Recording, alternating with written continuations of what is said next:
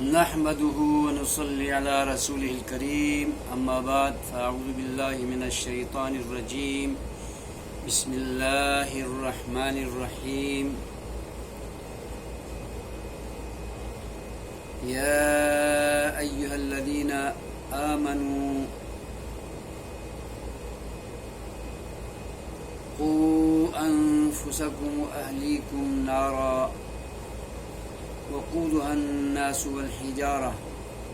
عليها ملائكة غلاظ شداد لا يعصون الله ما أمرهم ويفعلون ما يؤمرون۔ میرے بزرگوں، بھائیوں، دوستوں، بیٹوں، ماؤں، بہنوں اور میری بیٹیوں، السلام علیکم ورحمۃ اللہ وبرکاتہ۔ ہمیشہ کی طرح آج بھی آپ کی خدمت میں اسلامی ویڈیو لے کر آیا ہوں۔ اللہ تبارک و تعالی نے تلاوت کردہ آیت میں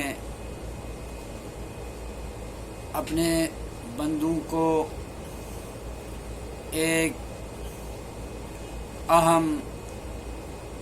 اور قیمتی حکم دیا ہے، جس حکم کی تعمیل میں، جس حکم پر عمل کرنے میں، جس حکم پر چلنے میں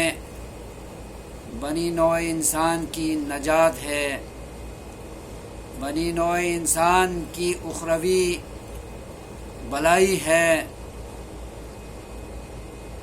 اللہ رب العالمین کی رضا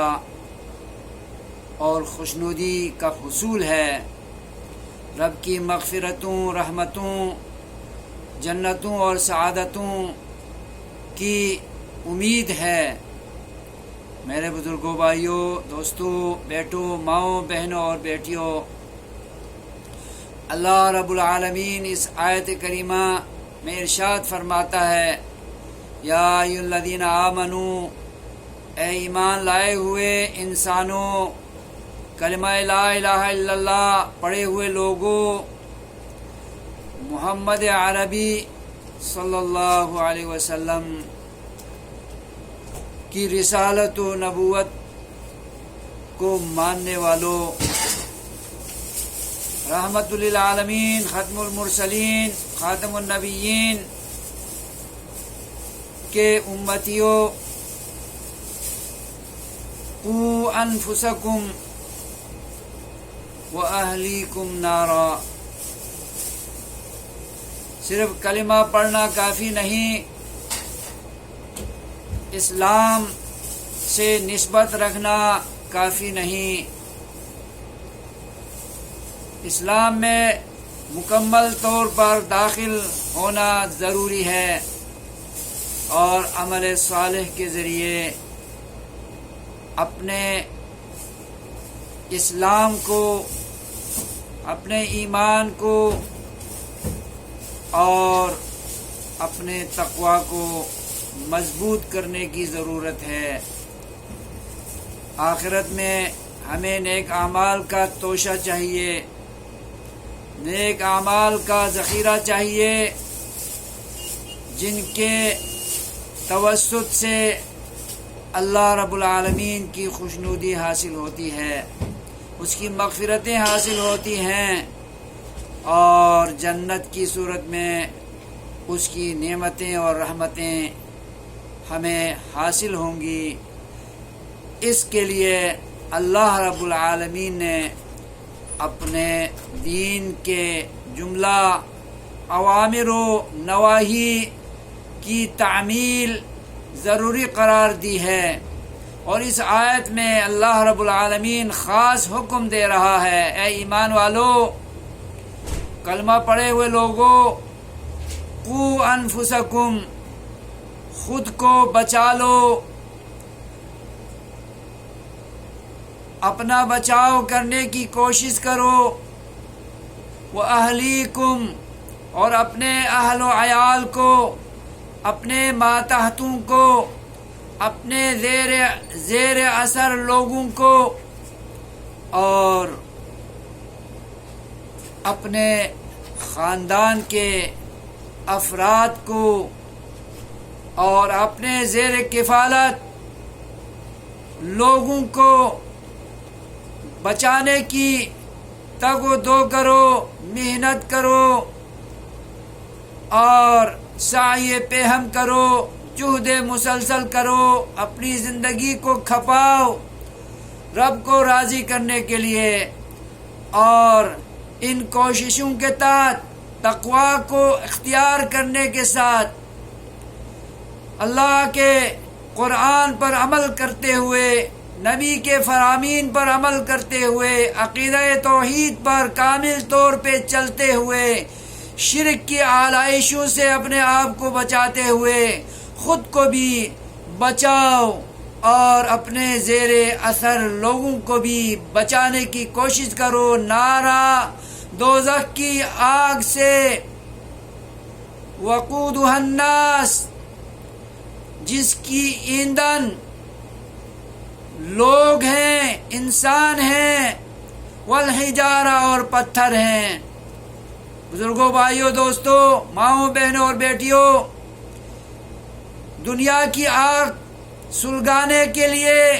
لکڑی کا استعمال کیا جاتا ہے، گیس کا استعمال کیا جاتا ہے، بجلی کا استعمال کیا جاتا ہے، لیکن قیامت کی آگ کو سلگانے کے لیے ایندھن کے طور پر لوگوں کو ڈالا جائے گا اور مزید تپانے کے لیے، سلگانے کے لیے پتھروں کا استعمال کیا جائے گا۔ اور وہ لوگ کون ہیں؟ وہ اللہ کے نافرمان لوگ ہیں، اللہ کے باغی لوگ ہیں، اللہ کے ساتھ سرکشی کرنے والے لوگ ہیں۔ وہ صرف کافر نہیں